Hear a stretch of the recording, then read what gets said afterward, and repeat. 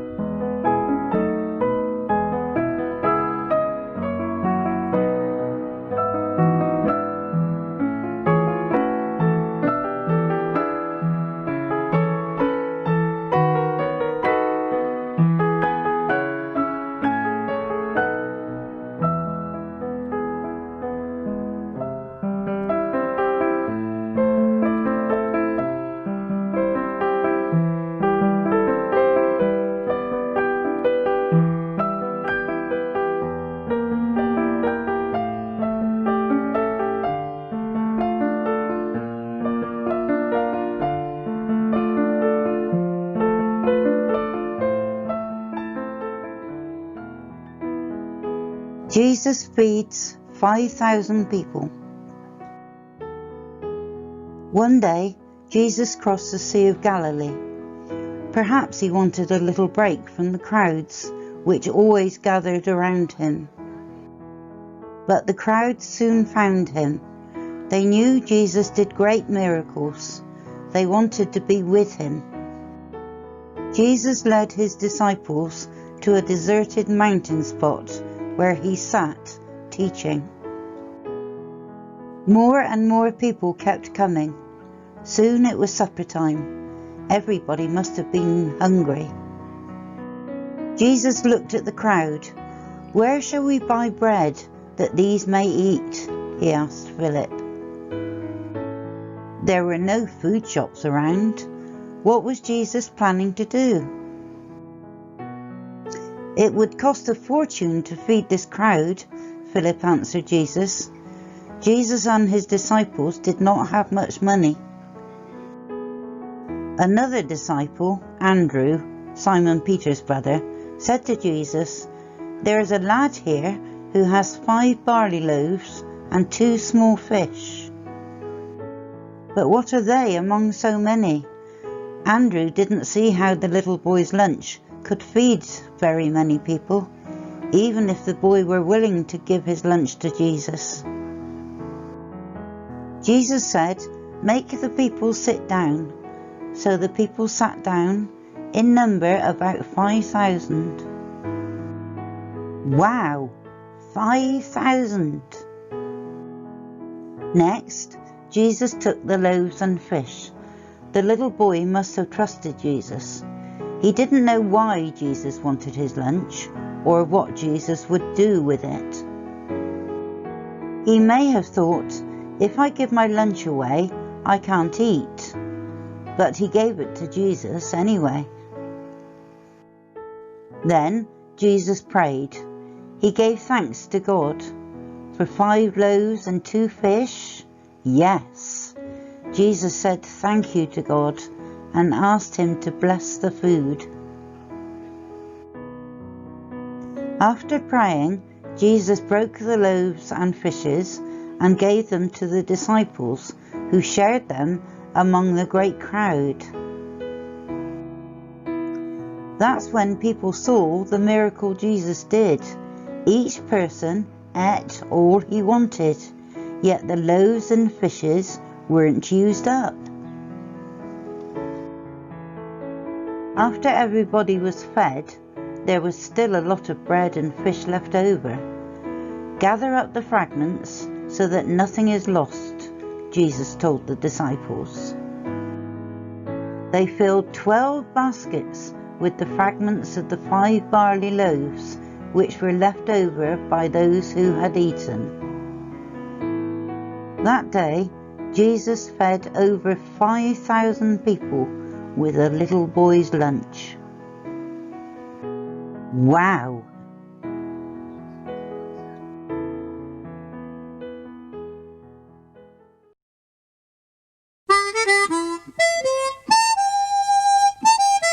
Are you sitting comfortably? Then we'll begin. This is a story called It's Good to Share. Of all the planets that go around the sun, the prettiest by far is planet Smarty. It's full of colours, red and blue and orange, green and brown and yellow, all the Smarty colours. People on planet Smarty paint their houses and their cars in Smarty colours, and they wear Smarty coloured clothes. But best of all, the countryside is full of Smarty trees, and all through the summer the trees are hung with bunches of Smarties, red and blue and orange, green and brown and yellow. The farmers on planet Smarty pick bunches of Smarties off the trees, and they take them in their lorries to the Smarty factories. And in the factories, lots of people work putting them into little cardboard tubes and boxes, and then they send them to the shops in every town and village. People on planet Smarty buy and eat lots and lots of Smarties. But there was a time when not everybody had enough Smarties. The rich people had plenty. They could afford to buy packets and packets of Smarties.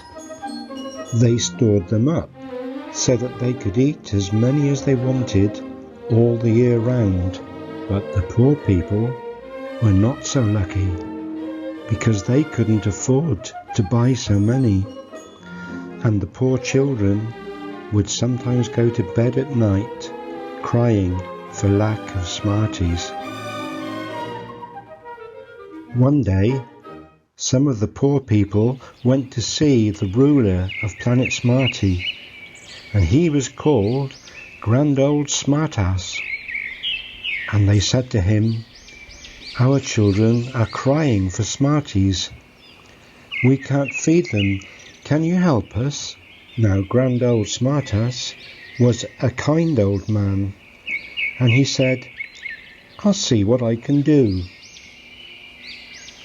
And so he called a meeting of all the cleverest people on planet Smarty, and because they were so clever, they were called Smarty Pants. The Grand Old Smartass said, "The poor people don't have enough Smarties. What shall we do?" And the Smarty Pants thought for a bit and then said, "We will invent a special fertilizer to make the Smarty trees grow more Smarties, and then you will have plenty of Smarties to give to the poor families." So the Smarty Pants started work, and they worked very, very hard, and they invented a new fertilizer. They called it Smartyfert, and the farmers poured Smartyfert on the ground all around the Smarty trees, and the effect was wonderful. The trees began to produce bigger and bigger bunches of Smarties, and everybody had enough to eat. Grand Old Smartass was very pleased. Then one day things went wrong. A little Smartian girl opened a tube of Smarties and found they had all turned grey. She ate one, and it tasted horrible. and so she went to see her friend, the little boy next door, and he opened one of his boxes of Smarties, and they had all turned grey. They tasted horrid.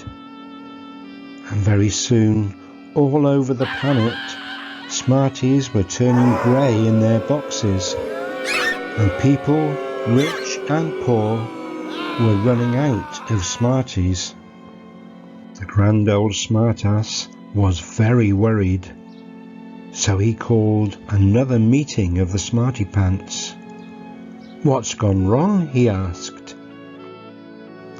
"It must be the Smarty Furt that farmers are putting around the trees," said the Smarty Pants. "We think that they had better stop using it. But then we won't have enough Smarties," said the grand old smartass. "And poor Smartians won't have all that they need, and the rich won't have all that they want. Everybody is going to be very disappointed. No one's going to be happy. What shall we do?" "There's only one thing to do," said the Smarty Pants. "We must send a spaceship to another planet to see if we can find any Smarties there." "Good idea," said the grand old smartass. "Which is the nearest planet?" "Mars," said the Smarty Pants. "But it's no good going there because it's just full of big, dull brown bars of chocolate. No Smarties there. We think our best chance is planet Earth because we believe that they have Smarties there." "Well, you'd better build a spaceship quickly," said the grand old smartass, "and find a crew of children, because they're more likely than grown-ups to find Smarties. But hurry up, because it's very, very urgent." Well, within a week, the Smarty Pants had built a most wonderful spaceship. It looked just like a double-decker bus, and it was painted all over in Smarty colours, and it was stocked with Smarties for the long journey, some of the few remaining nice coloured ones, not the nasty grey ones. Some Smartian children were chosen to be the crew of the new spaceship, and each boy and girl was given a bright new jacket for the journey, each jacket in a different Smarty colour, and they all looked very, well, smart. And the captain of the spaceship was called Smart Alec, and he had a very special uniform. The grand old smartass was very proud as he waved them goodbye.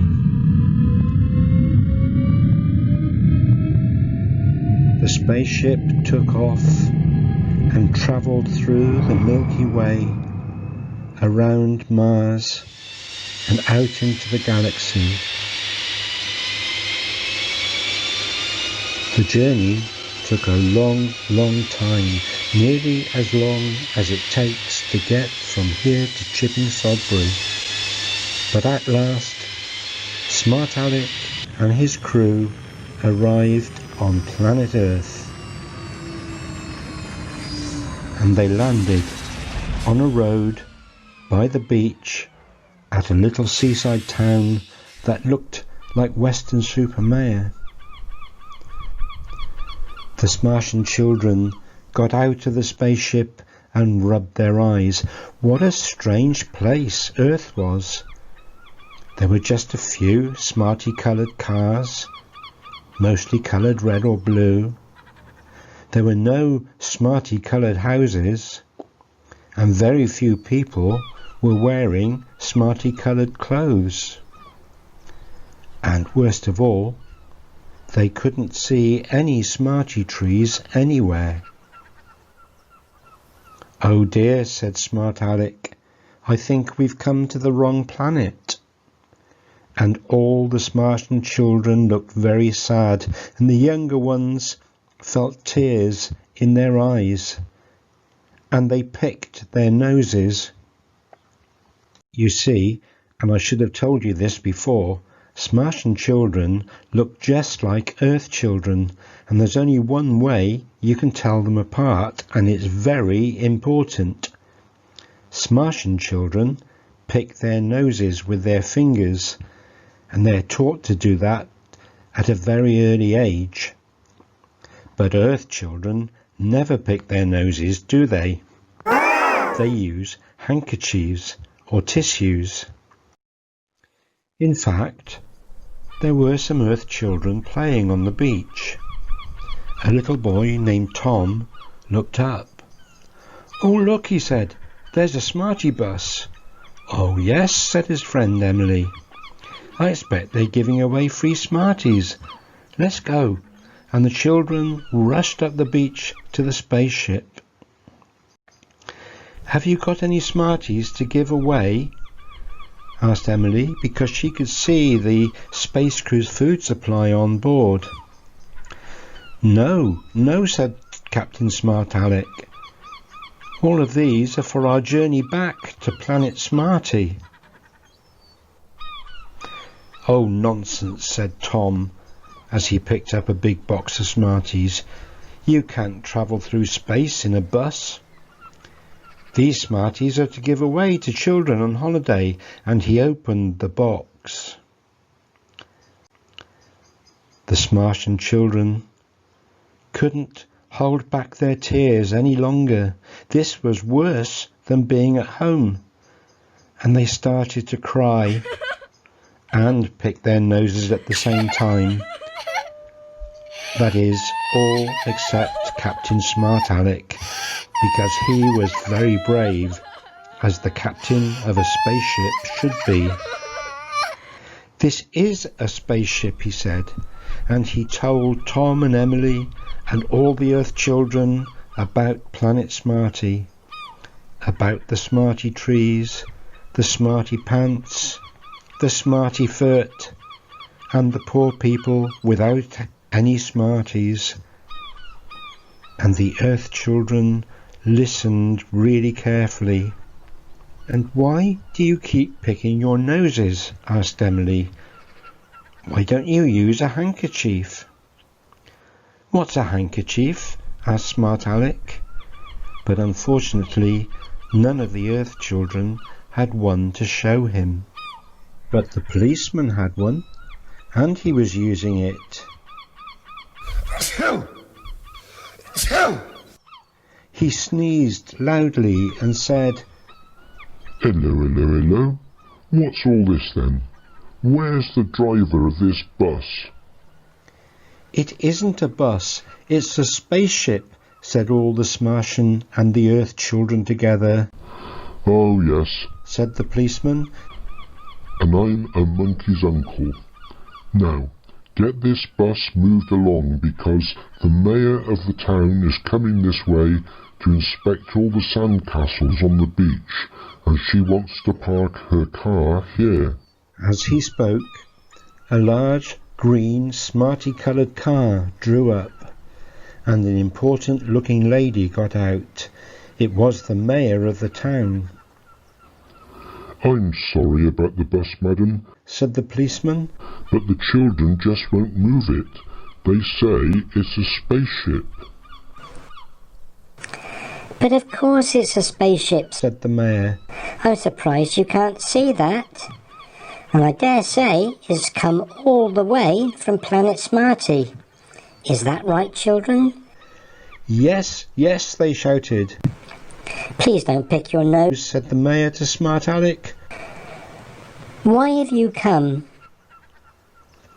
And for the second time, Captain Smart Alec explained about their shortage of Smarties, and when he'd finished, the mayor was thoughtful for a moment. Then she said, "I know what we'll do." And she turned to the policeman. "Officer, go to the sweet shop and buy all the Smarties you can. Here's some money.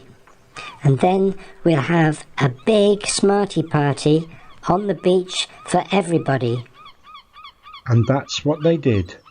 all the Martian children and the Earth children, even the mayor and the policeman.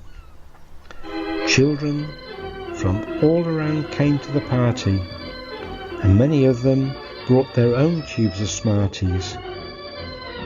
And at the end of the party, when everybody was full to bursting, there were lots and lots of Smarties left over, and so the mayor gathered them all together. And the Earth children took them up the beach to the spaceship and loaded them on board. And they said to Smart Alec, "Take these back as a present to your Martian friends. Oh, and do come and see us again." And they waved Smart Alec and his crew goodbye as Smart Alec and the children started their long journey back to Planet Smarty. It took a long, long time, but when they landed, they went straight to see the grand old Smartass and the Smarty Pants.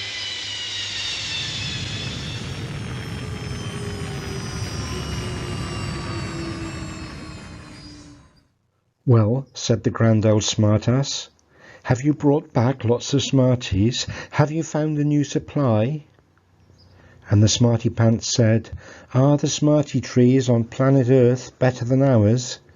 Come on, tell us quickly." "There are no Smarty trees on planet Earth," said Smart Alec. "And no, we haven't brought back loads of Smarties, but we have brought back some boxes. They're a present from the mayor and the children of planet Earth. They had a Smarty party on the Earth beach.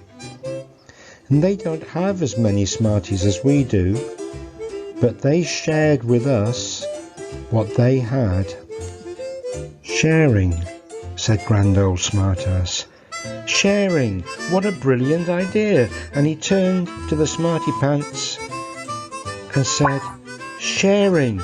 Why didn't you think of that?"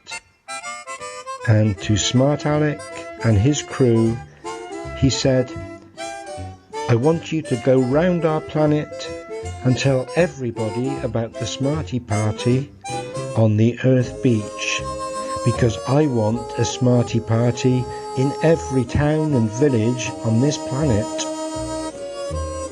And that's what Smart Alec and the children did. And in every town and village there was a Smarty party, and there were lots of fireworks, and everybody was very happy. And that's almost the end of my story. But just remember this: if you're out shopping or you're at school and you see children picking their noses, you'll know that they are Smartians. And be very, very careful if you ride anywhere on a double-decker bus, because it may just be a Martian spaceship, and you could find yourself on a long, long journey, nearly as long as it takes to get to Chipping Sodbury, all the way to the pretty planet full of colours, where Smarties grow on trees all summer, and where people have learned how good it is to share.